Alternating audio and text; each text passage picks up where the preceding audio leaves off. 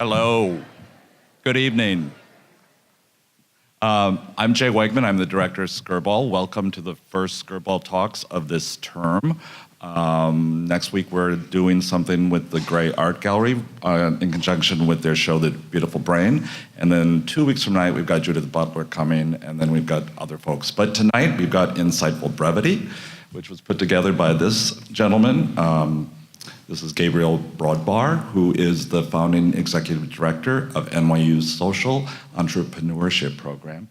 And he is going to do the talking from here on out. So thank you, and thank you. Thank you so much, Jay, to you and your team for inviting us to be part of this really wonderful Skirball Talk series.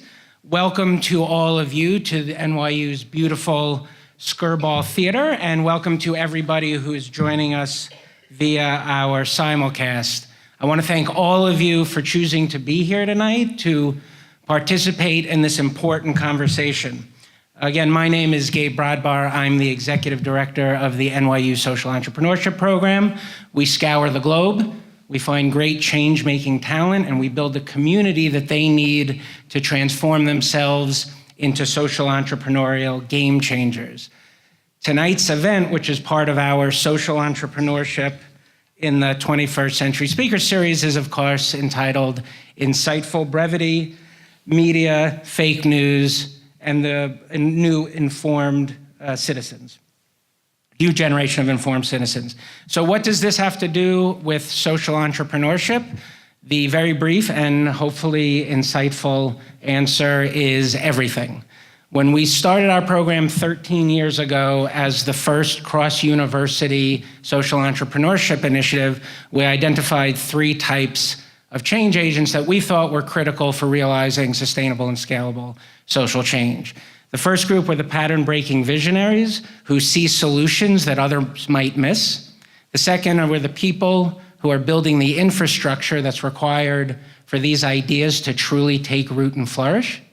And the third and most relevant for tonight's talk are those who spur others through media and the arts. Social change cannot happen in the absence of truth and knowledge.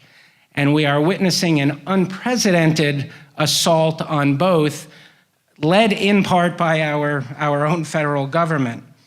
A truthful and trusted and effective fourth estate is absolutely critical in maintaining a democracy and realizing large-scale social change. Our friends at Axios have assembled an extraordinary group of people tonight, each of whom is working in his or her own way at the forefront of identifying fake news that might look real, real news that might look fake, and delivering to us what we need to know in innovative and actionable ways. I'm particularly proud of the fact that one of the organizations represented here was the recipient of one of the first ever fake news awards, which tells me that they're pissing off the right people and it's working. And so with that in mind, I'm going to turn things over to our fearless moderator, Jim VandeHei. Jim is a real pioneer in the smart brevity movement. He's co-founder of Politico and most recently the co-founder and CEO of Axios Media. Please join me in warmly welcoming.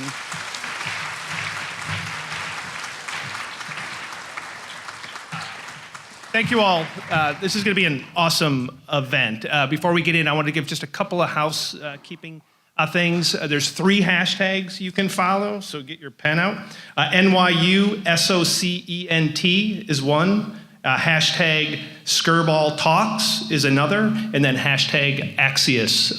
And please do tweet about it. Please do ask questions. When you came in, I believe you got pieces of paper if you want to write questions down at the end. Everybody has decided to stick around and answer your questions, and everyone is a pretty awesome everyone. is someone in the media, and I'm a little bit of a groupie in terms of the people we have on stage, like this is as good as it gets. To get Maggie Haberman and get Ben Smith, who've lived the life of tabloid reporters in New York, who now cover the presidency, in Ben's case, runs a massive global reporting staff. Andy Lack, running NBC News, has had an amazing career that's touched music, it's touched celebrity, it has touched the most powerful foreign leaders, and now running a massive network that's often at odds or often at war with this president. And then we have the head of HBO, Richard Plepler, who has one of the coolest jobs, and he's one of the coolest people you're gonna meet. Just a real appreciation for history, a real appreciation for storytelling. I'm gonna bring the first two on in 1 second. The one plug for Axios, if you're not familiar with us, our whole reason for being is to help you get smarter, quicker on the topics of consequence. We care a lot about news. We care a lot about truth. So whether it's technology, business, politics, media, science, please go to the site Axios.com. If you pick up your phone now and just go to signup.axios.com, you can sign up for Mike Allen's morning newsletter, which I'd say is probably the most influential and interesting thing written in the world every day. Sara Fischer, who's going to be up here, writes on media trends. So if you care about the media, really, she'll be up here at the end. She's really smart. There's an old, they say it was an old Chinese curse. I believe it's not even true, but it's a saying that you've probably heard, which is, may we live in interesting times. Damn do we. These are really interesting times. And it's interesting is that there's more people more interested in news at any point in humanity. And yet you have this contradiction where you have more fake news than ever imaginable, and you have more people who don't even believe in objective truth. And I want to explore that with these panelists today so you can get a full view of what you should be thinking about and what you should care about. Because the one piece of advice I can give anyone who says, how do I follow the news beyond go to Axios, is own it. You own it. You make the decisions what you're going to read, what you're going to watch, what you're going to do each and every day. There's awesome information out there. The power's in your hands. The responsibility is in your hands. So hopefully we can illuminate a lot of that today. We'll start with Benny Smith and Maggie Haberman, who both used to work with me at Politico and now are two of the most powerful journalists in America. Maggie, you've worked in tabloid journalism. You've covered some of the craziest people in the craziest of times. What's it like to cover Trump? Thanks for the intro. It's exhausting. There was this idea that a lot of people had during the transition that he was going to emerge as this different person when he became president from what we saw in the campaign. If you recall, one of his earliest acts in the campaign was reading Lindsey Graham's cell phone number aloud, like in the middle of a huge rally in South Carolina. And Lindsey Graham initially was outraged and then ended up filming his own video of like him beating his cell phone up because it was ringing so loud. In a if you can't beat him, join him kind of moment. And that's what covering him is like. I mean, it's some stunt that keeps the focus on Trump almost constantly, to the detriment of his own policy and his own accomplishments. So Republicans right now would like to be talking about the tax bill. You know, critics don't like the tax bill. Republicans are generally pretty happy with it. Not in all swing districts, but generally happy with it. And at least it's something they got done. And Trump every day essentially puts a banana peel on the ground and steps on it, and then like magically finds a way to like not land on the ground. And he puts himself through this every day, and you're on this ride with him. It's really hard because you touched on it before. It's harder than ever to get people to believe in an objective truth, and he's just led the assault on that in a way that we've never seen a president do. You're not just any reporter. You're the most powerful reporter at arguably the most powerful publication. He name checks you often, sometimes with flattery, most of the times. It's kind of ugly the other day. Angry. But what is that like? Let us get inside. Like you're sitting there, you're writing stories. Usually it's hard to get anybody to react, and you've got a president of the United States instantly communicating to tens of millions of people that he doesn't like you or like your publication, yet you have to cover him. How does that work? I mean, we're not supposed to actually care, right? So it's just that it's a little different when it's on. And this is not the first time that I've had an elected official scream at me. I covered Rudy Giuliani for years. I covered Mike Bloomberg for years, and like Bloomberg very famously referred to a former colleague of ours as a disgrace as he was walking off of a press conference. So, but it's just different when it goes to however actual many Twitter followers Trump really has that aren't bots. But like, it's just in your face in a very different way. And it's important to keep your focus and not let it get to you, because that is what he's trying to do. Ben has many great qualities. One of them is he's one of the best mischief makers I've ever met in journalism. He knows what thread to pull. He knows what question to ask. You now run a pretty massive reporting team. How big is the Buzzfeed news team? We've got about 250 reporters. And of the 250 reporters, how many are covering some variation of Washington? About 20 of them, 25. This one works? All right. You both cover the presidency, and then you have this global team, and you've done, I think BuzzFeed's probably done the best reporting on the fake news phenomenon, not just with Trump, but with what's happening overseas. What we see happen, people always want to look inward, but the truth is many of the trends that you see happening here are happening overseas. Take us back, like, how do you think about fake news? How do you think about what's happening globally, and then bring it into Donald Trump? Well, yeah, I think the kind of, a lot of the media trends that, particularly the spread of what we were sort of like technically calling fake news for a while on Facebook, were like real features of this global information economy. Like in some sense, Facebook has, like the only way, you can't really make money as a news organization on Facebook. Something we've all come around to noticing.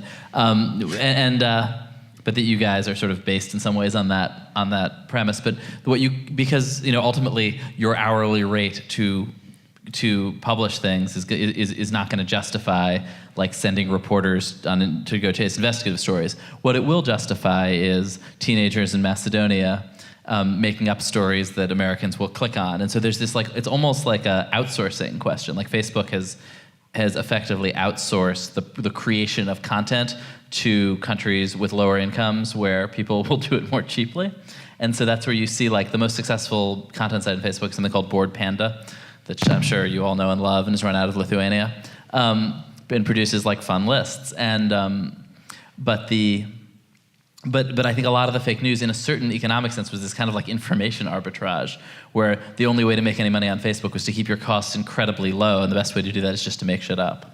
How many? You guys did the story, right, about the election, about the number of the top 20 stories that reached the highest number of people on Facebook in the final months of the campaign, like 19 of the 20 or something like that were fake? The bulk of them were nonsense. Were essentially kind of just pure confirmation bias. I mean, that Hillary Clinton was dead and had been replaced by a body double, stuff like that. I mean, you could say the conservative equivalent of Michael Wolff's book. But we laugh. But think about that. If more than 50% of people got most of their news about the campaign on Facebook, and in that final month, when the polls moved, 19 of the 20 stories that had the biggest reach weren't real. That's not really a laughing matter, right? Like we do laugh about it because like, oh my God, these stories, people believe them. People did. And is the idea that people just want to feel more visceral and emotional about the coverage that they're getting? Like what? Yeah, I mean, why? I don't think How? this is solely a problem of the internet, right? I mean, Fox News has always had a thread of that. Right now is really almost entirely that. Like you can find, I feel like Fox News has surpassed the kind of crazy Facebook pages for the production of just like kind of confirmation bias nonsense. But and so at some level the flaw is human nature, but Facebook also did, and social media broadly, like engineered a really great delivery system for that stuff. And I do think it was not the only factor in the election, not the decisive factor among the 100 factors, but was obviously a really major part of it. And you all do realize that Maggie's sitting here texting with sources while we're talking. Sorry. That's okay. No, we get a The kick reporter out. who profiled Maggie for was it Glamour? I think Elle told me that while she was interviewing Maggie for the profile, Maggie broke a story, like wrote and broke a story during the conversation. Which is probably what's happening. Let's see if you can beat that feat today. 2 scoops while we're on stage. Keep your browsers trained to NY Times. But how do you? But Always, even if not right now. Just how do you as a reporter, and you've always been very fair and respected on both sides, like how do you keep yourself from not being clinical in your coverage and instead being either totally cynical or just assuming everything that you hear is a lie? Like how do you grapple with that personally? Because everyone here is consuming it and they're grappling with the same thing. Yeah, it's hard. I wish I could say that there was some magic formula. The room where Ben and I met, which was the press room at City Hall, it's called Room 9. He was a reporter for the New York Sun who got the job that I wanted at the Observer and got passed over for, and I was at the New York Post, and it all worked out. But the guy who I learned reporting from was a guy named Dave Seifman, and he was like the fairest person I've ever met. And I hear his voice in my head a lot because it's the only way to do it, is to immediately do a playing the devil's advocate. It's just that you can't do that too often, and so I will give you an example. You want to be fair, but you also don't want to fall prey to spin that is increasingly clear that it's spin. And so one of the things that you hear frequently about this president, I'll take for instance, I had a story with my colleague Mike Schmidt last week about the president looking to fire Robert Mueller last year. And I got a huge head of steam from some folks around Trump after we wrote it, of the variety of, that's just how he talks. And like, yeah, that is how he talks, but he also fired Comey 6 weeks earlier. And so that's just how he talks has become a way to kind of spin almost all manner of Trump comments. And I think that you do want to have, one of the things that we encountered during the campaign was there was so little that you could get as an agreed upon version of what had actually happened. So we would put in both versions and let the reader decide, but that's the only way to maintain it. Otherwise, you're going to lose your sanity. Let's dig a little bit deeper on that, because that's, if for anyone who's read the Michael Wolff book or read coverage about it, you'd walk away thinking that the President of the United States has dementia, he's banging into walls, he's in a robe till 11 o'clock in the morning, and that stuff's not true. But the part that is true is that he is, to your point, extremely impulsive, yes, extremely improvisational, and doesn't respond to input in those moments from anyone. Doesn't have enough people close to him to respond well, if anything, to it. He'll so then how do you deal with that? How do you know? Because that is true. Like, it is just Trump being Trump. Of course, when he doesn't like something, he says just fire them. But when you're talking about firing someone who's investigating you potentially for impeachable offenses, like, that kind of matters, right? Yeah, you can't. I mean, this is the problem, is that he does a lot to try to sand down corners and pull you over to his version of reality. And it's very, very important to stay grounded in what is objective reality. So objective reality is, it's a big deal if you're telling the White House counsel that you want communicated that you want this guy fired. That matters. And it cannot be kind of graded on a curve constantly of that's just how he talks. The guy's been in office for a year. I mean, at that point, he'd been in office for 6 months. I don't have a greater answer than that, other than that you do. I find myself needing to like take an hour break every now and then, and that's usually about what you need. But just because otherwise you just feel like you're getting besieged with this alternate reality, and it's really hard. I had a couple people say to me in the administration last week, you painted us all as liars with that story, and I was like, you all went out and said that he was not thinking of firing Mueller. And they may not have known. I mean, that's the thing about that White House. It's a hall of mirrors. It's very hard to tell. But there is just sort of, Trump is very good at getting other people to take responsibility for his actions. And I think it's really important for reporters not to do that. The rules of reporting do seem to be in flux, if not being rewritten in real time. BuzzFeed, under your leadership, you guys posted that you ran the famous dossier that everyone has been talking about, that had some verified, some unverified material in it. At the time, you caught a lot of flack. You defended your organization then. You've defended it even more vigorously as more proof has come out that key parts of it were in fact true. Like, is that different? Would you have done that at Politico when you worked for me?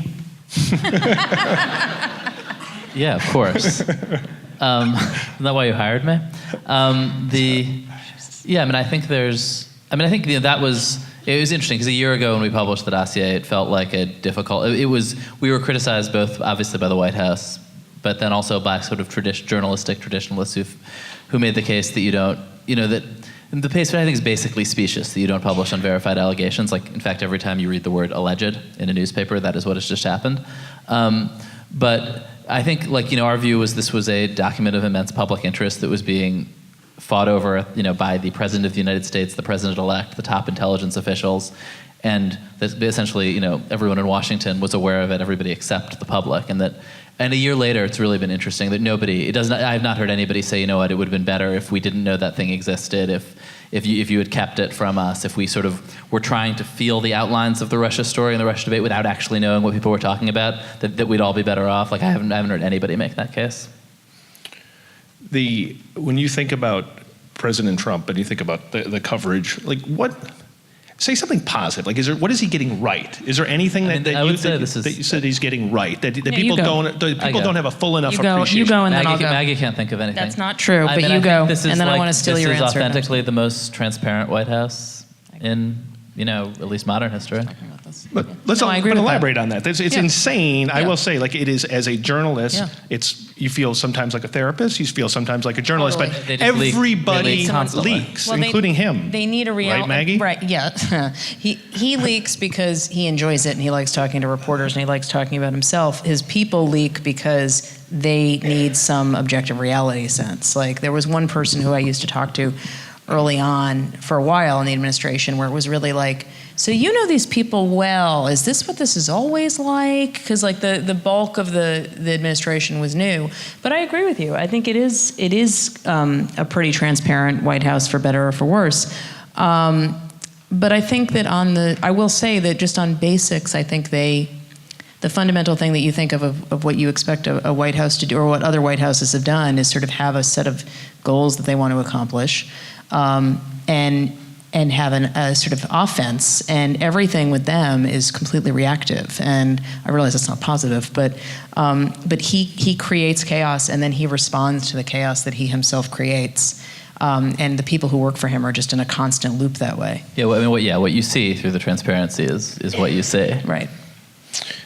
Everybody in here thinks about being a social entrepreneur, cares obviously about the news, cares enough to take a weekday night to come and listen to us. One of the questions I always get is, like, what should I read? Like, I want to be informed. Like, how do you sort through what you can believe and what you can't believe? Yes, like something come out of the Macedonia fake news factory, obviously. Don't read it, but both of you, like, what do you read? How would you recommend everyone in here spend their time when they're consuming if they want to get smart about topics? Axios and Buzzfeed and the Times. No, but in all seriousness, yes. In that order? In that, and that I was going in reverse greatness. No, but I think all three give you something vital, and I think that BuzzFeed has had some fantastic reporting both on the administration, on a lot of court cases. I think that a lot of what's going on with DOJ. I think Axios is incredibly important to read in the morning, and then there's the sneak peek in the evening. Jonathan Swan has had a lot of scoops. I do think the Times is important. I think the Washington Post is doing really good coverage. I think that Politico, especially for Hill coverage and understanding how people are reacting to Trump, is incredibly important. That's still basically my basic media diet. Yeah, I don't know. I mean, I guess, I feel like this is now a really unpopular thing to say, but I really love Twitter, and I think that you, like a lot of the. So why do you and Donald Trump have the same passion? He doesn't necessarily like tweeting; he likes reading Twitter. That's the difference. A little. But I think basically you're looking for people who are for reporters and publications, although also who are actually trying to tell you what's going on and not to advance a kind of. Yes. Ideological agenda, not to pander to you. I mean, I think like it's so easy right now to find, and there's a kind of booming industry. I'm almost surprised there's not more, because if you're a cynical media operator right now, what you do is try to figure out what it is people want to hear. What I imagine a lot of people in this room want to hear, right, is that Donald Trump is wandering around in his underwear at noon, and then just essentially fabricate it. And like and that you have to sort of, and I don't know, the challenge as a media consumer is to not. I mean, none of these are specific to media. These are issues of human nature, but it's just to like resist that impulse to confirmation bias, to sort of like cling on to the thing that you want to be true. That was the problem, honestly, with the Michael Wolff book, which you referenced before. Like, there's a bunch it got right, and there's a bunch that was very wrong, and or that had been reported previously, but that people who hate the president picked up and were like, why did you in the media miss this great story?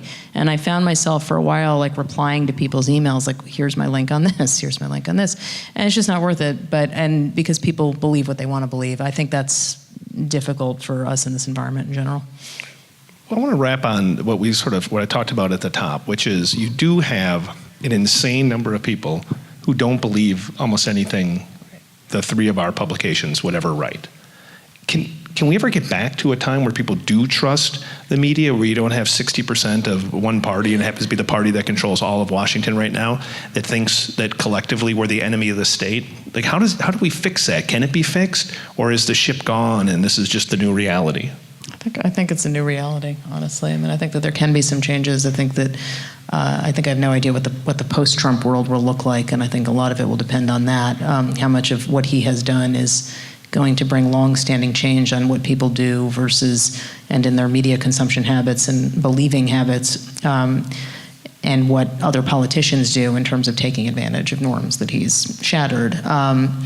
I don't ever think it's going back to what it was. Do you disagree? Make us hopeful, baby. Come on. I think when it comes to kind of political media, the waters are so poisoned that it is hard to imagine getting back. I mean, I think most of our reporting energy doesn't go into covering politics, and it is reassuring to see that when you break a big story about like sexual assault at Massage Envy, the country's largest massage chain, or these horrible abuses at a big psych hospital chain, like all the polarization goes away. Like people who are touched by those institutions don't have a particular political profile. Millions of normal people bounce off and are hurt or just are horrified by these stories. And a lot of and like when you aren't talking about Donald Trump, a lot of the like hyperbolic, don't believe the media stuff falls away. When companies in those situations go out and try to use the language of Trump, it's like we have been pretty successful in being like, no, look at these facts. And lawmakers of both parties, people of both parties respond in a pretty normal way. And so, I don't know, I guess I think that, I mean, it's not a particularly cheerful thing to say that the political culture is totally poisoned, but it does not necessarily extend into local reporting, into other kinds of journalism. But I do think, I mean, there's a study out last week that journalists are actually viewed more positively than they have been in a long time. The media still is not. I mean, what people mean by these terms is complicated, but I do think ultimately like that kind of work is what binds you to an audience, not what you have to say about Donald Trump. On that happy note, we're going to give Maggie and Ben the hook. They're going to stick around later to do Q&A when we have everybody else on stage. So thanks to two of you. Thank you. Thank you, and we'll welcome to the stage a real live media mogul, Andy Lack. So you've lived a fascinating life. Okay, for sure. And you live a fascinating life right now. What's it like to be sitting at the helm of NBC News at a time where you have record viewership, especially on MSNBC, people really tuning in and caring about politics, and then you have a president who's attacking your news organization in a way that throughout our careers you've never really had to deal with on a sustained basis. What's that like? It's disconcerting, for sure. But we're not in a popularity contest, so we're used to being in conflict, whether it's with the White House or the administration. It's more intense than anything I've experienced. As Maggie and Ben were saying, it's an out-of-body experience at times when you're being tweeted about or attacked in the way that the president is wont to do. But that said, I think Marty Baron at the Washington Post said this well. We're not at war with the president. We're at work. This is what we do for a living, and people get pissed off at us. And we're not, as I say, in a popularity contest. We should expect to have the lowest approval ratings on some level if you're doing your job in this climate. And how do you balance that? So especially, let's take MSNBC, because you have a mixture of news, and then in prime time you have folks who have very strong ideological opinions in a couple of slots. Like one of the things you've tried to do, I know, is make sure that there's more balance and that it's very news driven. How do you balance that, knowing that everybody's looking around every corner, assuming ill motive in almost every move that the media makes? Yeah, it's more challenging in ways that you wouldn't expect. But you just have to stay focused. This period of time, as you were describing in your earlier remarks, it is interesting in ways one could never imagine. I can't. We're entering what for me as a journalist feels like a new golden age. I didn't ever think I'd get a swing like this in these times. I'd have to say this administration lends itself to more investigative reporting than any opportunities we've had previously. That's the real role of journalism in a society, is to find out what happened, what really happened, what is the truth. Ben Bradley, again, quoting great Washington Post editors, I remember asking him just a year or so before he passed, you know who Ben Bradley is, don't you? Yeah. That's okay, God bless, thank you. I mean, he's not Plato or Socrates, but he said to me, I was asking him, so looking back, what is journalism to you, Ben? How would you define it? And he said, long pause in a Bradley-like way, well, the two most important words in journalism are, if true. If true, what really happened? What is the truth?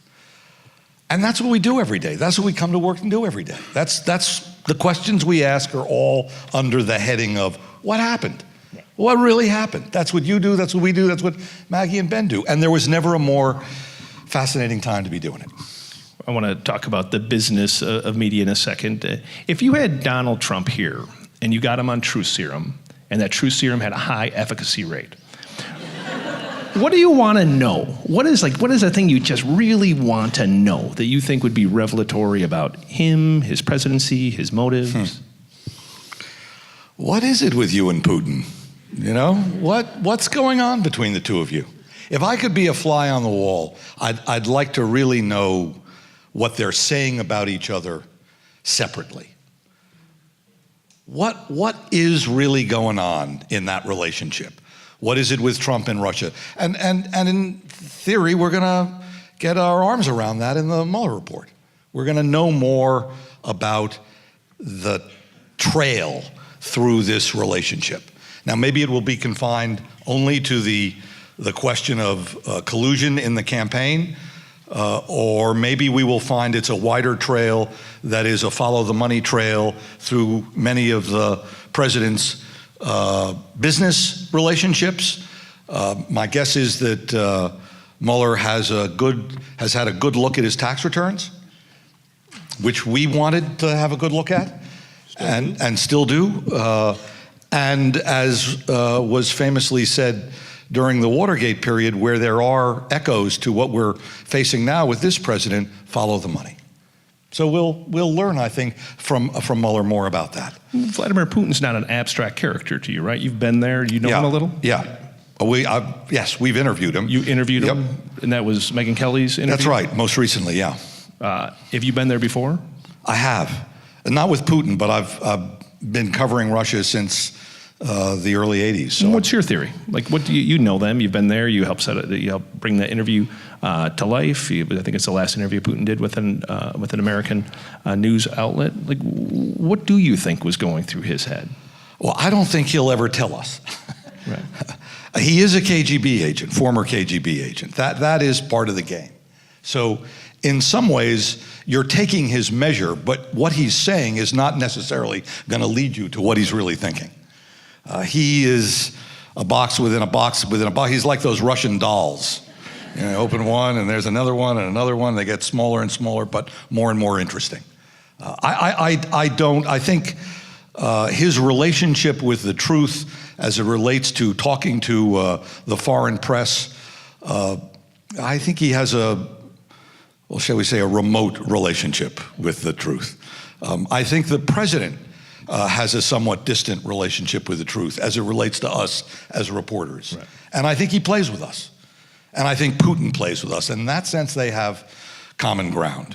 That's the game. And it is a game for them in the way they deal with us. Sometimes there are real feelings expressed, real facts from their perspective that are shared. But at the end of the day, you're not interviewing folks who you'd expect more honest accountability than you're going to get from either of them. Let's talk business a little bit. I was reading a piece this morning, don't even remember where it was, but it was talking about your new Snapchat show. NBC has a show on Snapchat. I think you've hired a couple dozen people. It's been extremely successful, while others, I know CNN's hasn't been as successful. I think they pulled the plug on it. What have you learned? Like, why is that, what is it called? Why is that program working? And what have you learned about the media? It's called the revolutionary name for the digital world, Stay Tuned.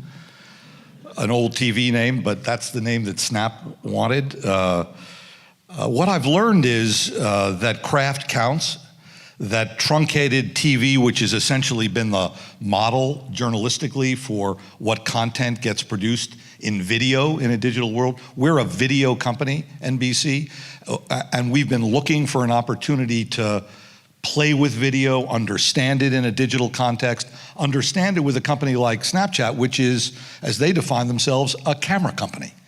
So it's good to be in business with a camera company. It's not so good to be in business, say, with Facebook, as has been previously described. I call it, I don't think this is original with me, but they're fake book. They are not Facebook. They are, well, we had our investigative unit, and this comes back to Snap in a second, but this is a period of time where we've gone from, say, 10 kick-ass investigative reporters at NBC to just approaching 50 now. They're not all as great as Ben and Maggie, but they're pretty damn good. And that's the push for us right now. And so we put a bunch of them on Facebook for 3 months. And what we found, finally got 3 sources to go on camera who had relationships with Zuckerberg, who knew the interior of Facebook, who knew what they were really thinking and what really was going on. And they described one of them.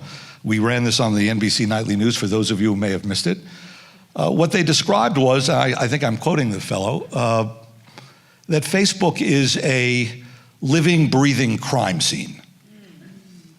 Think about that for a second. In the election of 2016, that's what we were dealing with. In the level of bots and fake news and accounts that were pushing that news. So we at NBC, as video guys, don't have a lot of choice of where we go to try to explore great partnerships and relationships in a digital world.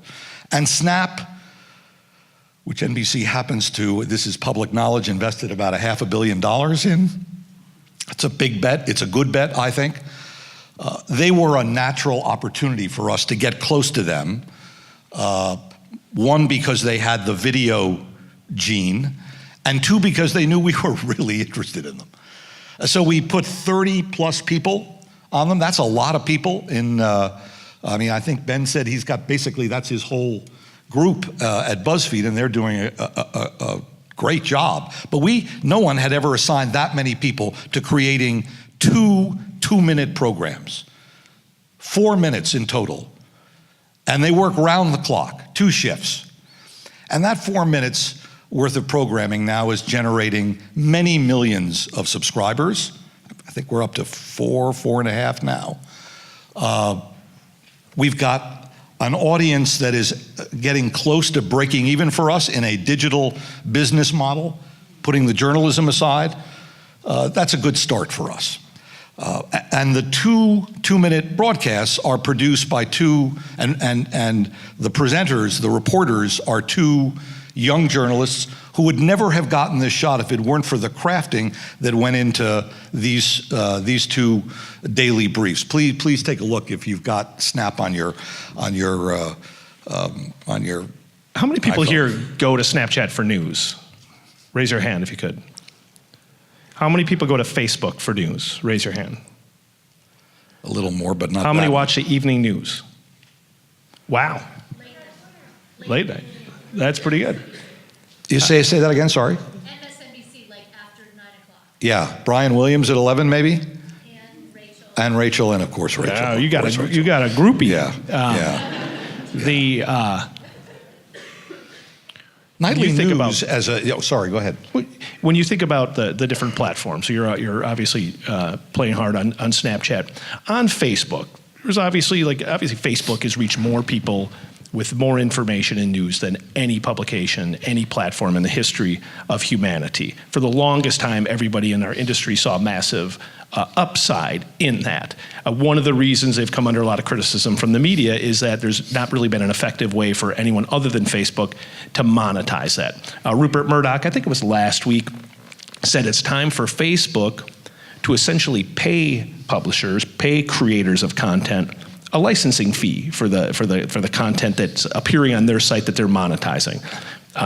What are the pros of that? What are the cons of that? I don't think there are too many cons. I think the pros outweigh any cons. Look, Facebook doesn't, and they've shown this, they don't, in all of their dealings with professionals who are producing content, whether it's on the entertainment side or on the news side, but particularly I'd say on the news side, they don't value that content.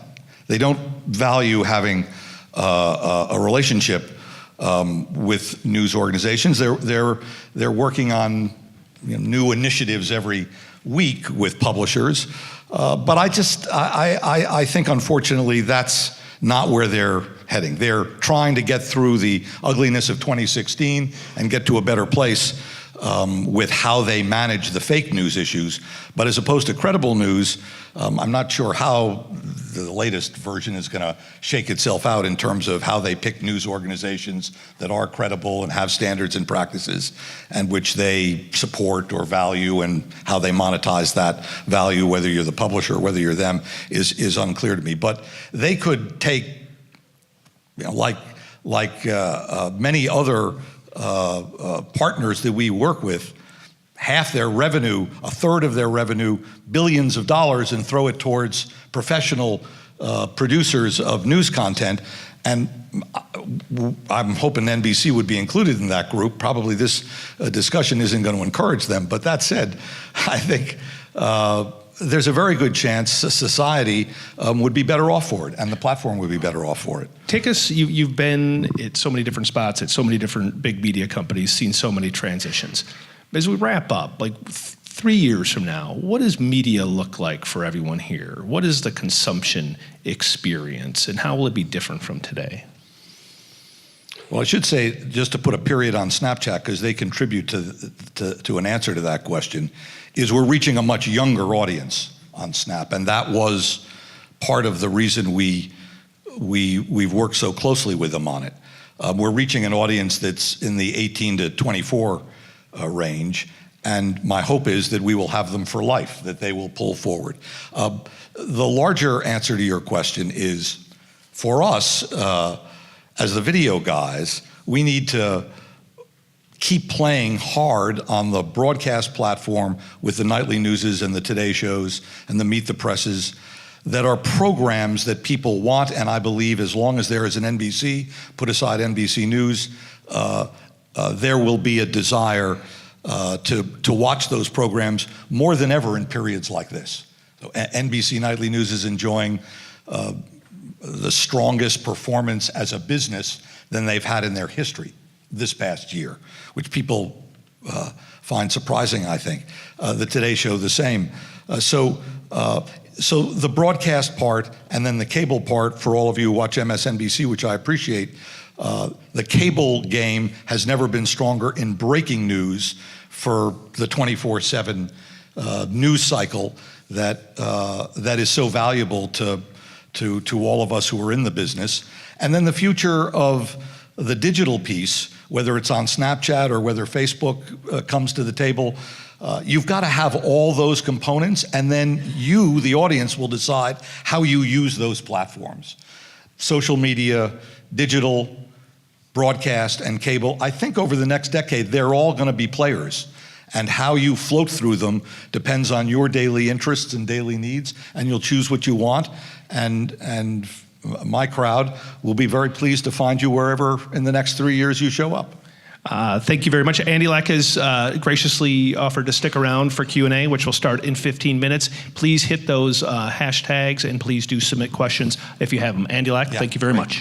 Thank you. Thank you. And our last guest is, please welcome Richard Plepler, one of the most interesting men in America. I've never been described that way. flattered. Thank you. Come on, you run HBO. Well, How cool is that? HBO is very interesting. But how That's cool true. is that? It's great. Tell people what you actually do. Well, every day, of course, is drastically different depending upon what the challenges that day happen to be. I mean, we have distribution questions, we have technology questions. For me, obviously, the most exciting thing to think about all the time is the heart and soul of our business, which is content, and deciding in this extraordinary, crowded, and rich environment, what is the right kind of content for our unique brand? Because what we do for a living is we try to bring in the magic of the brilliant writers and producers and directors who actually create what makes HBO special and what puts the halo on HBO. So we're in the talent business, and we're in the talent search business. And I have a little maxim that I live by and was taught to me many years ago by the great Jimmy Iovine, who founded Interscope Records and then Beats. And Jimmy said to me many years ago, he said, you know, talent is sacred. And if you understand that and you believe it both intellectually and viscerally, you're going to do very well in the business. And I think that's absolutely true. We never confuse for 2 seconds that we're making the magic happen. It's all out there, and our job is to create an environment where the painters want to paint. I've had the pleasure of hanging out with you, talking many times about your passion for books, your passion for information consumption. You're a huge consumer of all different types of books, and you read virtually every publication in the morning. How does that, when you think about all that incoming information, and then you're thinking about storytelling, and you're thinking about that talent, how do you think about HBO in this environment, like your obligation to illuminate truth, to explain the complexities of an increasingly complex world? Like, how does that work? Well, you know, the DNA of our brand from its very early years was to tell stories that other people weren't telling. The whole point of premium television, particularly in its infancy, was how could we do something that was going to be different than what the broadcast networks are doing. Remember, this audience is way too young, and I can't believe I'm this old now to be able to reflect back on this, but when I went to HBO 25 years ago, the notion that you could do something in culture, just check out this point, it's incredible actually, that could compete with broadcast television was a radical idea. And I can remember sitting as a young HBO executive at the Emmys, and we were just happy to be invited, and we were just happy to have our name in the program maybe for one show.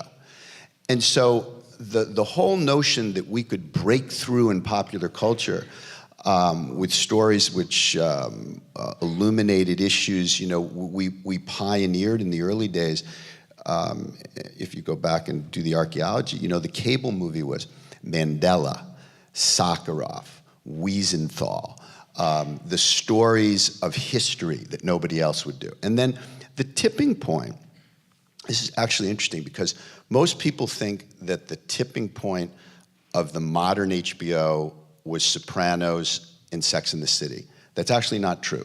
The tipping point of the modern HBO was the Larry Sanders Show, which Gary Shandling created, and which is a masterpiece. And if you haven't seen it, you should. It's now on HBO Go and HBO Now, so you can get the whole library.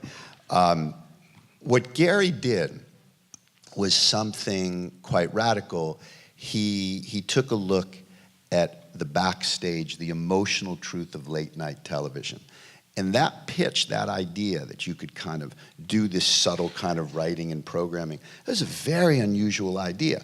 And we had the great blessing even back then where we didn't have to ask ourselves the question, how many people are going to watch it?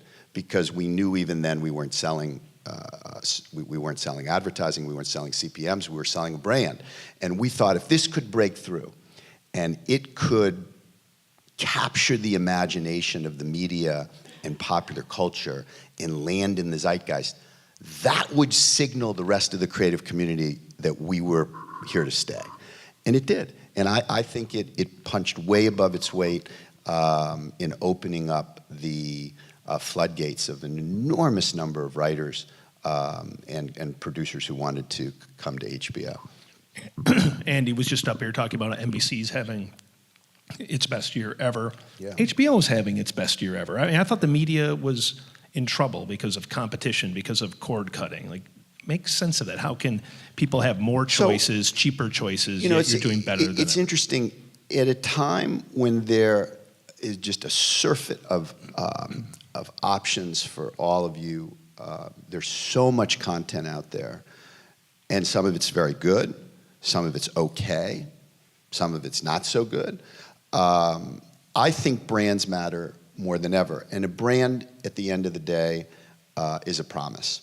And what we promise is curated quality. It doesn't mean that you're going to love everything on the network. It doesn't mean that you might not love Veep. You might love Silicon Valley. You might not like Silicon Valley. You might love Veep. Thrones or Westworld or John Oliver or Bill Maher, whatever our show is, we stand for excellence, and we're held to quite a high standard. And if we don't deliver on that standard, we get dinged for it, as we should. If something doesn't work on HBO, it's a little bit of a story, actually. And if something doesn't work in other places, it's less of a story. But that's fair, because what we're saying about ourselves is, in this hyper-competitive environment, if you come into our home, you're going to see excellent quality. So in that environment where there's so much clutter and we stand for curated excellence, I think that has enabled us to sell that proposition and to deliver on it. Because if what we were saying wasn't authentic, we wouldn't be growing.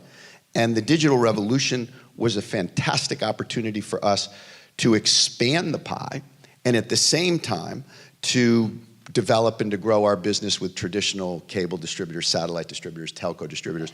We always looked at the opportunity to reach a bigger market as a win-win. A win for the consumer, a win for new partners and traditional partners, and a win for us. And so, yes, we're on track. But I still don't really get it, because if you have Netflix, you have Apple, you have Facebook, you have all these people who essentially want to do sort of either copycat or better work than HBO's doing. Yeah. In the world, there's a finite amount of talent and a finite amount of ideas.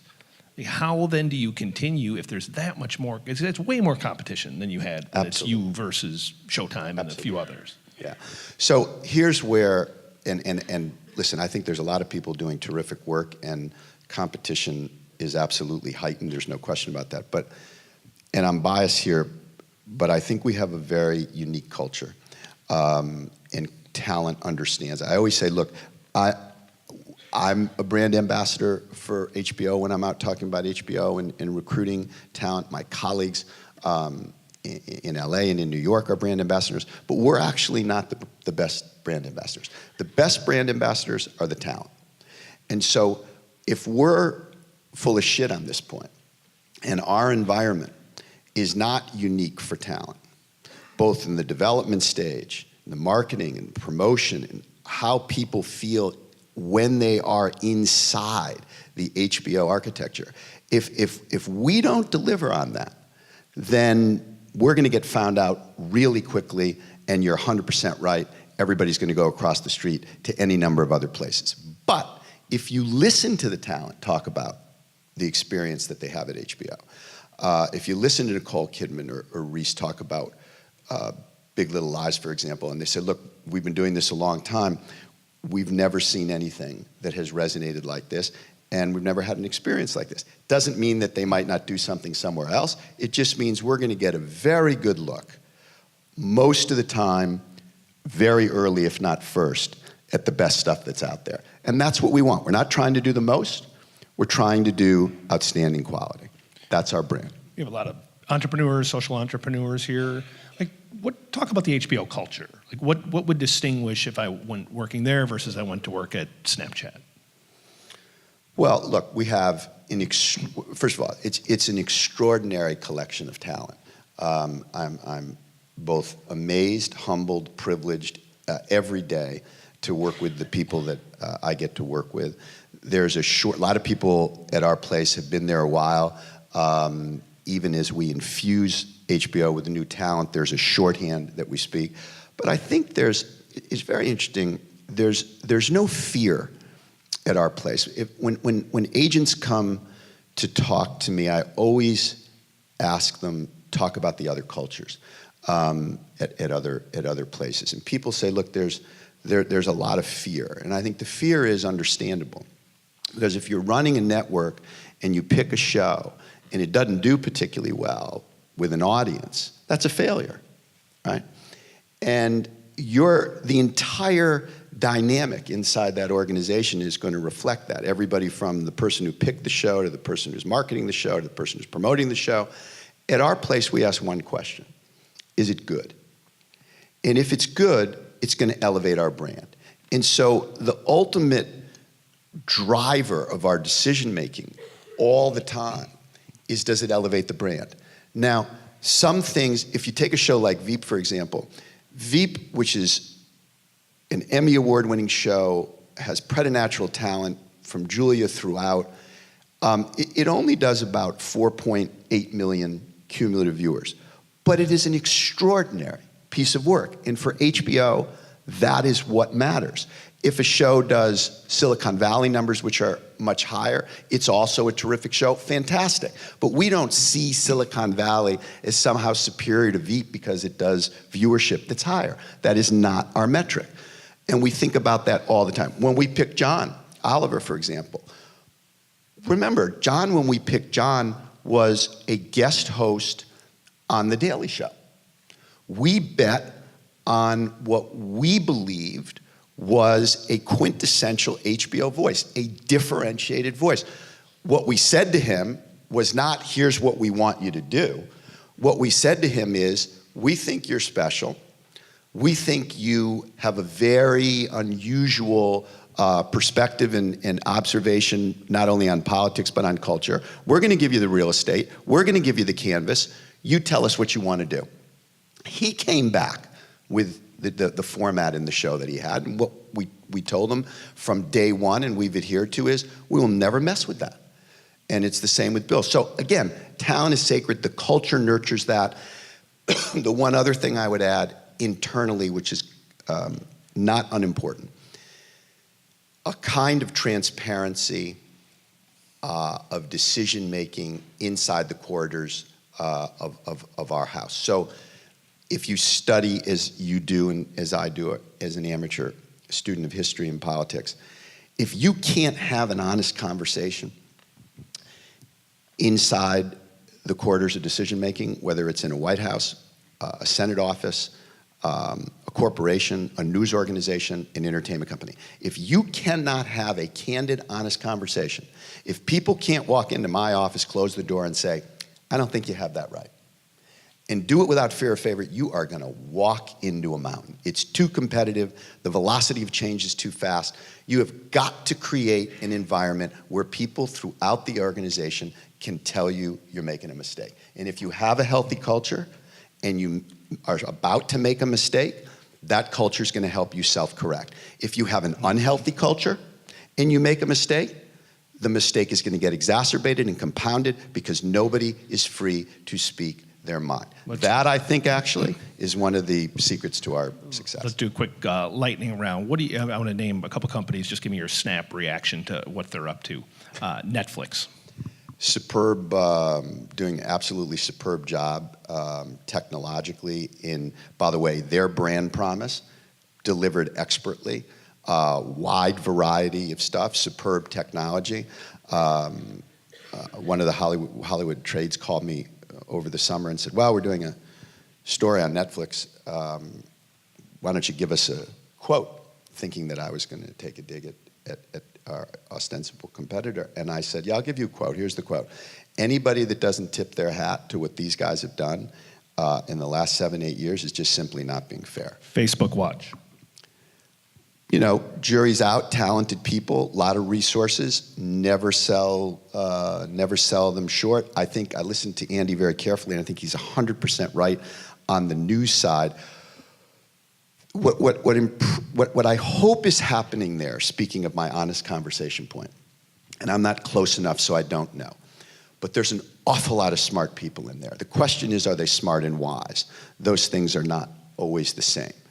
And I'm hopeful that they are learning and have been chastened, and that what Mark Zuckerberg has said about wanting to reform and evolve in 2018, he means seriously. He's a young guy, he's a brilliant guy, he understands his legacy is going to last well into the future.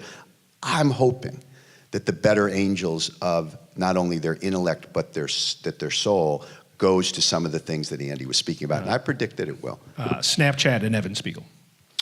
Well, if you talk to my 14-year-old, it's the be-all and the end-all of her existence. I have never seen so much emotional connection with a brand. In fact, there's very little that I do or that HBO does that my kid has any interest in whatsoever, or thinks is even remotely worthy of praise, except when I was asked to come speak at the Snapchat offsite. That gave me a tiny bit of credibility. So for that and that reason alone, I give them very high grades, and I think Evan's a very talented and smart guy, and I think they'll find their way very successfully. They'll always be cool enough to us. Yeah, thank you. All right, we're going to bring everybody else on stage to answer your questions. Hopefully you've submitted some by writing. If not, I'm going to just randomly call on you and make you shout out your questions. So if everyone else can join us out here, thank you very much, Richard. Okay, thank you.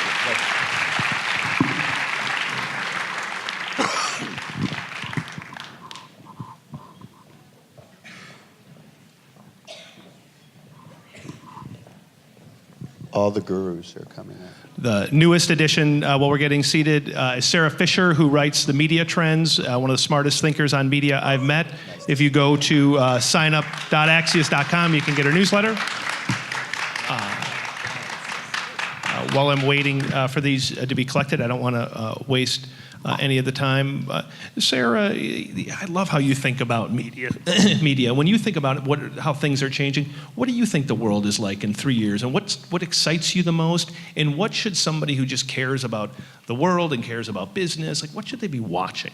I think the way that we measure success is what's going to be so different in 3 years. We saw even 3 years ago what it meant to be a successful publisher online was having such a huge reach and being able to develop this massive audience. And now we're pivoting to a time where it's not really about being huge, it's about being really engaging and really captivating your audience in a different way. And what will that look like in 3 years? It'll be completely different. I mean, we saw Facebook a few weeks ago say that they don't care about time spent anymore. They care about how many comments and how you engage with different posts. So even in just a short period of 5 years, the way we've measured success in media has changed so drastically, it's only going to continue to evolve. Maggie, did you break any news while we were off stage? No, but I did get yelled at a lot. Moving on. Moving on. What Donald Trump do you expect to see tomorrow? Everything that we're reading, he's going to be Davos Donald instead of. Yeah, I think you'll read. I think you'll hear from teleprompter Donald Trump. It'll be something akin to his speech before Congress last year. It will not be American Carnage Part 2, which was his inauguration speech. And then I think it will get lots of praise as a potential new tone. And then I think he'll tweet 8 to 12 hours later and undo all of that. Who do we think, from your reporting, is crafting this? Bannon gone, everybody. Who do you hear is working on it? Stephen Miller is still the main hand in the speechwriting, and my understanding is that he still has the biggest hand. I don't think on immigration you will hear him do. Kelly is involved as well. I don't think that you will hear him use the same rhetoric that he would use, say, in the stump speech. And I think you will hear him do the thing that he does very effectively, which is take both sides of an argument in the same sentence. So I think he will call for a deal for. I'm not actually trying to be funny, by the way, when I say that. He will call for a deal for the population that is receiving DACA, and he will explain why it's necessary, and then he will flip to pretty hardline language about the need for a wall, and then everybody will read into it what they want to read. And this question is more about reading, but I want to take it to viewing. And the question, in essence, is how important is it for someone who has a strong ideological view to listen to and think about and watch and read stuff from the opposing view? Obviously, we'd all say, well, it's important, but how do you grapple with that? How do you offer an audience a balanced approach, and even when it might be on something that's not going to move ratings, but it is of import to the country? I think it's very important to bring a broader range of views to the issues that we cover as journalists every day, and on MSNBC, which has a very smart and progressive audience, and well known for some of the distinguished talent, Rachel Maddow first among them. But that said, Rachel would tell you that she likes the passion of engaging with conservative voices, and that makes her better and makes the person she's talking to better, to have that dialogue. And that's, at the end of the day, what is missing from the dysfunctional Congress that we're grappling with. A dialogue between right and left, between left of center and right of center. And out of that conversation can come practical solutions to some of the problems we face. And I'd like for all of us to be engaged in that dialogue. So a good question to you, right? So you sit there and you're running HBO and you care about the country, you care about these debates. I don't think anyone's going to tune into HBO and say that Bill Maher or say that John Oliver or say that Vice News are pro-Trump organs, or even like pro-Trump in their presentation of the news. Do you feel you have an obligation to offer both sides, and an obligation for conservatives to feel like they're at home on HBO? I feel we have an obligation to try and illuminate and bring context to things, and to bring wide-ranging perspectives. You know, it's interesting. We did a documentary last year that I admit was an indulgence of my own little mini wonkdom, which was, we took Richard Haas, who's the president of the Council on Foreign Relations, and we took his book called The World in Disarray, and we made it into a documentary with Vice. And everybody made fun of me as we were making the documentary because, of course, we thought 11 people would watch it. It's done 6.5 million views, and I think the reason for that is that there's a huge appetite. There's even a crying out for, and the film was completely nonpartisan. We had voices as wide-ranging as Condi Rice and Tony Blair, all looking at the world, and then we had a range of young journalists from Vice in the field doing the reporting.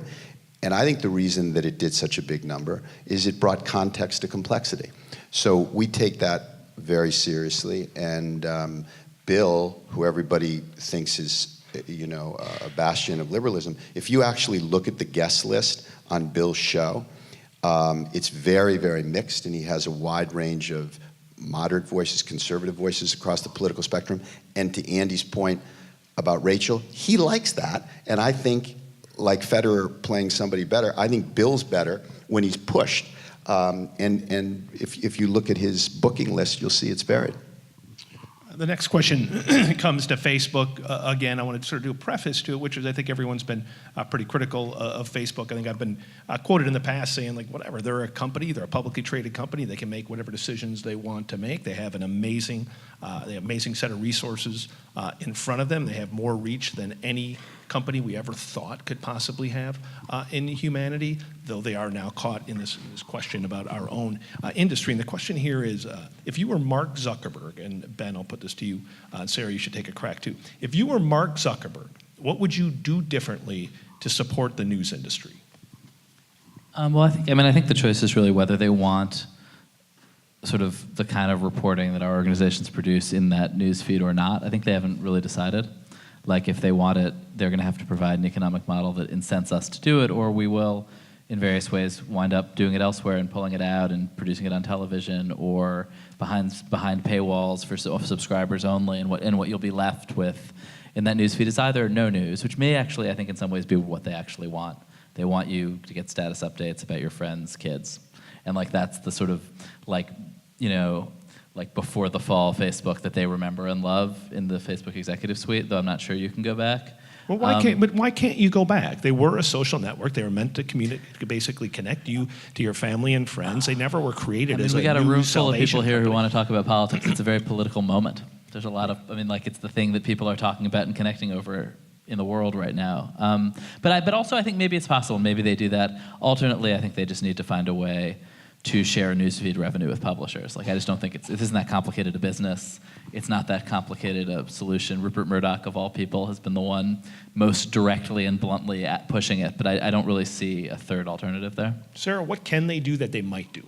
I think they need to be more transparent. And I think if you take a look at how Facebook has worked with publishers, they've used publishers time and time again to launch all their new products, instant articles, Facebook Live, even Watch. These products didn't just appear out of thin air. They paid publishers to get involved.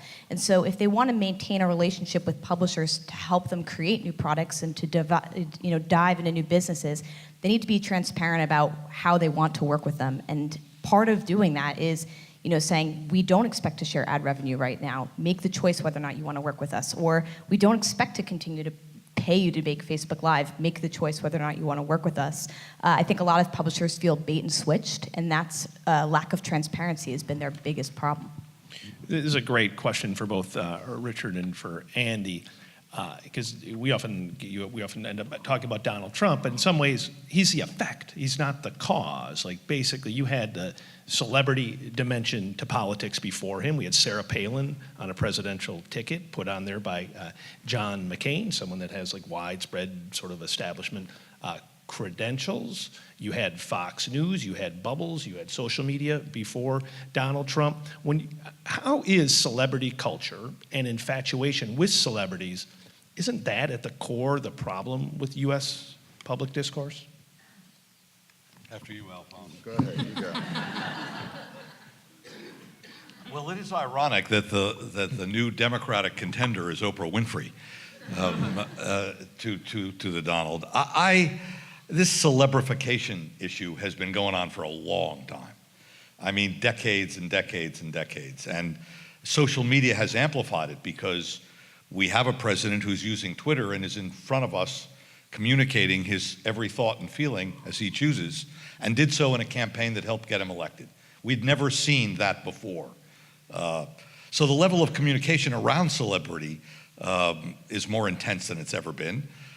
But that said, I think the public can make judgments about who they want for their leaders, how they view these individuals, whether it's the Trumps or the Kardashians or the Obamas or the Oprah Winfreys. Make choices. I believe the public's pretty smart about who they're choosing, and Trump wasn't an accident that was created by celebrification. He slayed 16, 17 Republicans who were also quite well known, many of them. I have a different view of that, just if I could just get it, only Sure. because I was very struck when I was interviewing voters in Iowa ahead of the caucuses, the number of people who referred to his time on The Apprentice as influencing their view of him, and they would talk about him really as if he was a titan of business. And the point that Roger Stone, who's is certainly a colorful character and one of the president's longest serving on and off advisors, used to make, and I think it's true, is that we make a distinction between news and entertainment. Voters don't always necessarily, and I do think that people, the five-borough view of Donald Trump is very different than what you saw in The Apprentice. And so I was really stunned when I would talk to people about how, what an adept businessman he was. But it gave him a level of branding that I think the Democrats certainly missed, and I think a lot of the media missed. And so I do think some of that is celebrification. It's just not the way people think of it. It's not just name recognition. There was a very specific brand behind him that I think that the Clinton campaign and other strategists missed.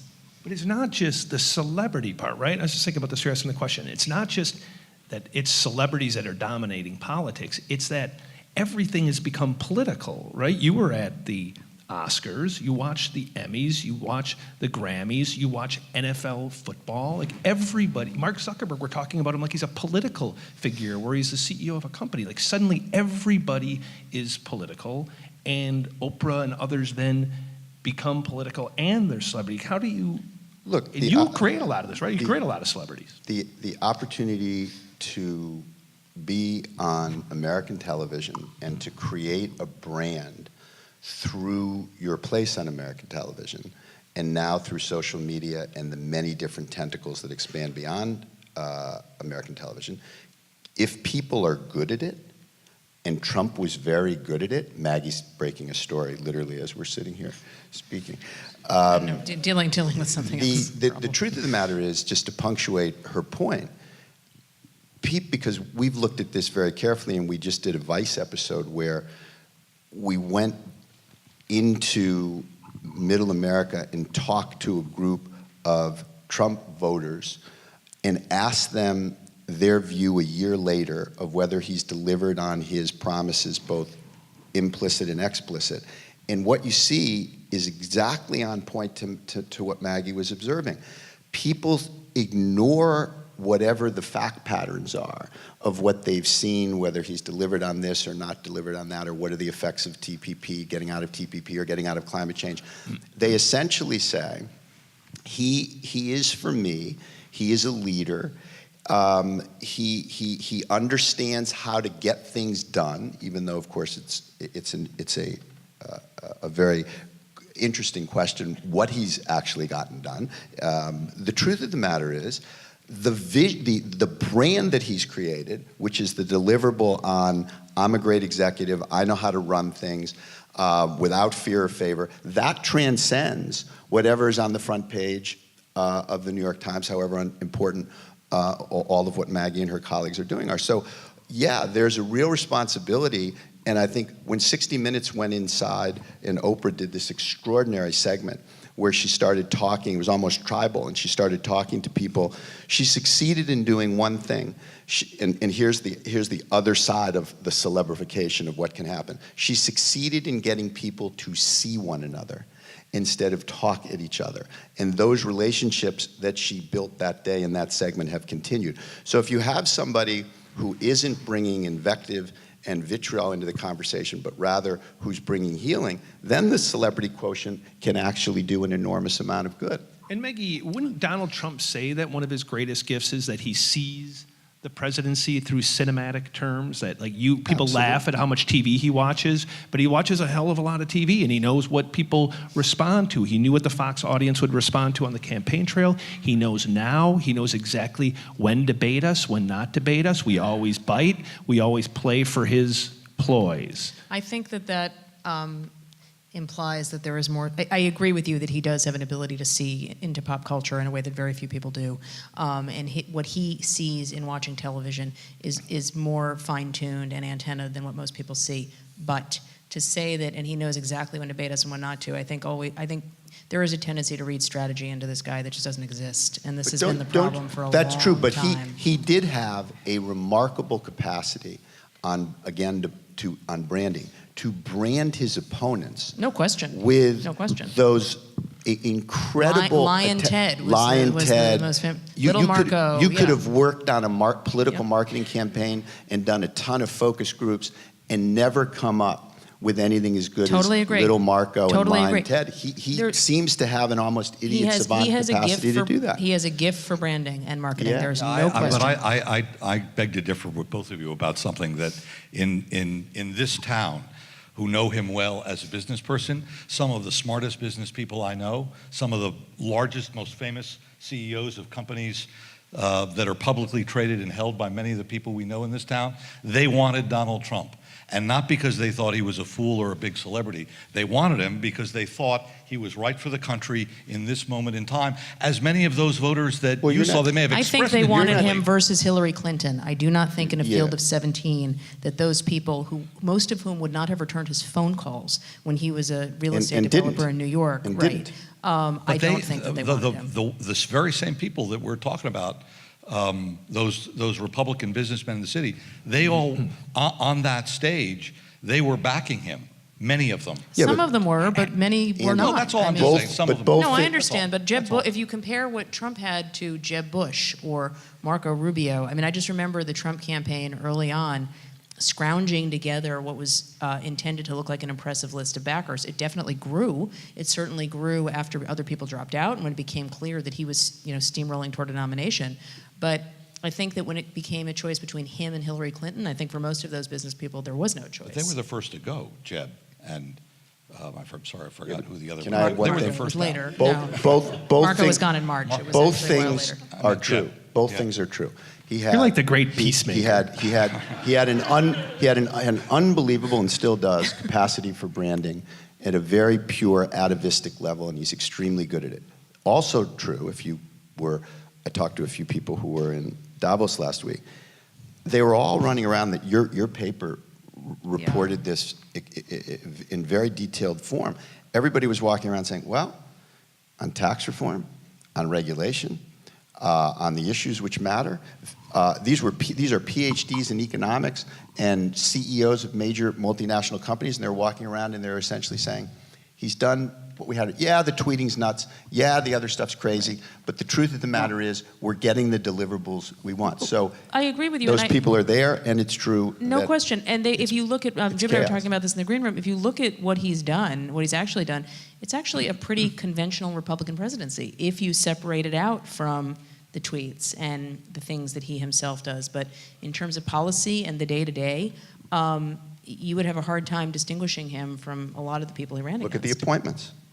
I mean, if you look at Mattis, absolutely could have been Secretary of Defense in any mainstream Republican administration. H.R. McMaster, National Security Advisor, and with the exception of John Kelly, Chief of Staff, those are mainstream appointments.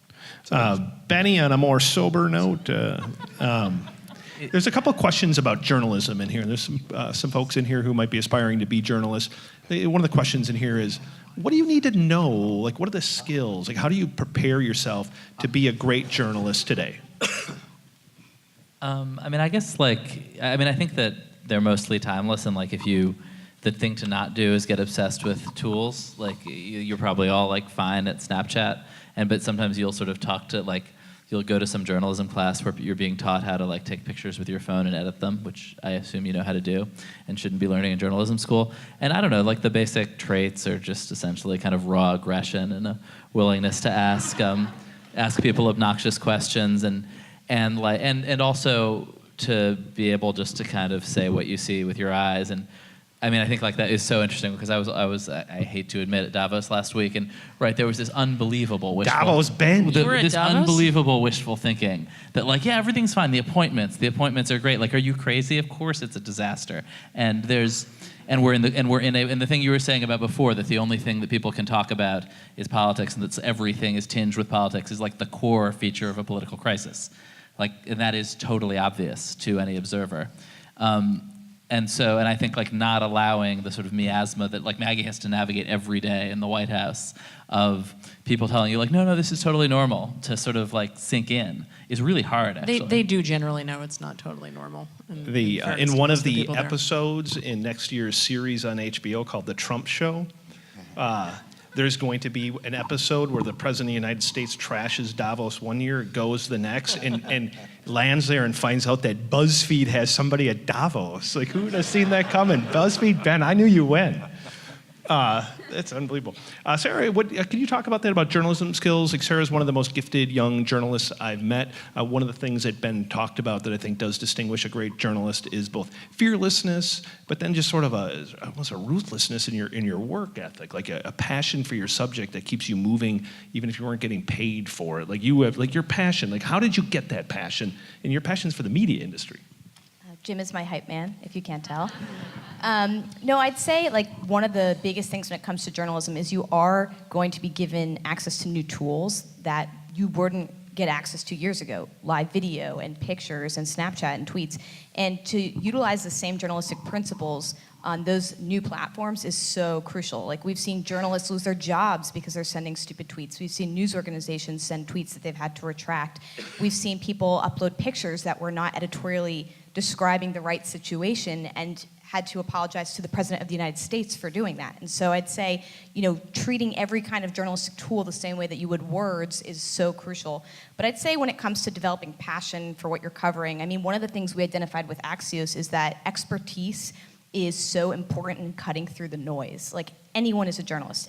smartphones have like ubiquitous reach in the States. Anyone can be a journalist, but not anyone can be an expert in something. So if you're passionate about one particular topic, go for it. Build a brand around it. Become that expert. And I think not only is it easier to get hired, but I think it can be more fun to really be the one person that people look to find information about something, and to be the passionate person about it. It helps you build your brand, and it helps you succeed. This question is directed to Richard, but I'm also going to pose it to Andy, so Andy can reflect on it for a second. But it gets at, what is the biggest screw up you've ever had, and what did you learn from it? And your question's more specific. What is the series that you got most wrong on HBO, and what did you learn from that? I think the series that we were most disappointed about, that we just kind of miscalled how it landed, would be Vinyl. We had absolutely brilliant pedigree attached to it. A brilliant writer, Terry Winter, who had written some of the iconic Sopranos episodes and had done Boardwalk Empire for us. You had Marty Scorsese, you know, preternatural director and visionary. It was about sex, drugs, and rock and roll in the 1970s, and who was our consulting producer? Mick Jagger. I mean, what could go wrong, right? And for whatever reason, it just didn't come together, and it didn't land. There was nothing wrong with it, but as I said earlier about the promise that we make about a standard of superiority and excellence, it just didn't get there, and it was disappointing for us because we had high hopes for it, and we were working with people for whom we had enormous respect. And as Andy well knows, in our business, there's just no way to bat 1,000, and we didn't with that. What do you learn from it? You know, look, there's no sure thing, and anybody who tells you that we were smarter the day we picked Game of Thrones and Westworld than we were the day we picked Vinyl has just not sat in a room where decisions like this are made. You just want to bat, you know, 750, and you want to make more good decisions than bad decisions, but you're working with talent, you're making subjective judgments, you're going to get it right sometime, you're not going to get it right other times. The only stupid thing you can do is be informed by fear and be cautionary and not take risks. Andy, what's something you got wrong that you wish you would have gotten right, and what did you learn from it? I learned that culture counts more than I thought in companies. Collecting 5 people together even, and understanding from whence they come. And so I have underestimated frequently in companies that I've worked at that, actually I think you said something along these lines. That Culture eats strategy for breakfast. There you go. Without mentioning any names, but mentioning the issue, because you brought it up already this evening, is I underestimated what it would take to bring a conversation between Democrats and Republicans, conservatives and liberals, progressives and Tea Party types within the party. I've underestimated it every time I've tried to touch that rail, at how difficult it is to pull it together and get people to talk with one another without the audience being disappointed that you did that. He's calling me on my phone. No. We're going to end with you, Maggie. Tell us, this could be a hard one, maybe we'll get others to weigh in on it as well, which is, everybody wants to know, based on your report, all of you as well. How do you think, based on the known knowns, how does the Mueller investigation play out? How do you think, based on what you know, how does it end? Just spitball for us here, Maggie. Yeah, no, that's like I'm not stupid. No, I mean, look, the unknowns, the known unknowns are the ball game here. The known knowns are not. The known knowns are he's got a series of moments that he's investigating. The firing of Flynn, the firing of Comey. He has asked a bunch of questions about, although it's not entirely clear why, the drafting of a statement in response to a New York Times story about his son's meeting with a Russian lawyer during the campaign. And he's got 2 convictions and 2 indictments. And at least one of those indictments he's looking to turn into a guilty plea. So that tells me that he may end up with a lot more than he has now. We know that Flynn is cooperating. And we know that the indictment of or the guilty plea by George Papadopoulos, who they basically described as the coffee boy, and that's not quite what he was, caught everybody by surprise. So we don't know what Mueller knows. And so absent that knowledge, I don't want to even begin to guess where this goes, because it could end up with the president being cleared, or it could end up with something Let me ask it I just don't know what evidence Let me they have. ask it a more answerable way, which Thank is, you. and Ben, you can take a crack at this. What is a known about this investigation that you don't think people pay enough attention to, that you think is That's a a good bigger question. deal than is sort of commonly understood? I mean, you asking me or you asking Ben? Whoever the hell wants to answer it. You answer. Yeah, Maggie probably has more granular answers. I mean, I guess I think that the thing that people sort of miss is how obvious and widely reported the sort of broad outline of the Russian efforts to influence the election were last summer. And there's this sort of debate, this release, the Nunez memo stuff tonight is about a sort of counter-narrative in which actually the Russians were working against Trump, but like it wasn't a secret campaign. It was in public on their national media. It was all over the place, and it was widely reported. And like the nature of the sort of granular story and the fight for leaks and little incremental advances sometimes obscures what was an obvious and widely agreed upon and quite clear broad outlines of the campaign that also had covert aspects that everybody's trying to chase and figure out. You had an answer? Not much better than that. I mean, come on. I think that one of the things that I think that people might end up being really disappointed in is that I'm not convinced that this investigation ends up, I mean, we say the word collusion so often it has no meaning. I am not sure this is going to end up with, some provable, demonstrable link, but, that shows Donald Trump getting a payout from Vladimir Putin in person, which is what I think his critics are looking for. And I think it really misses the fact that when people just keep saying collusion,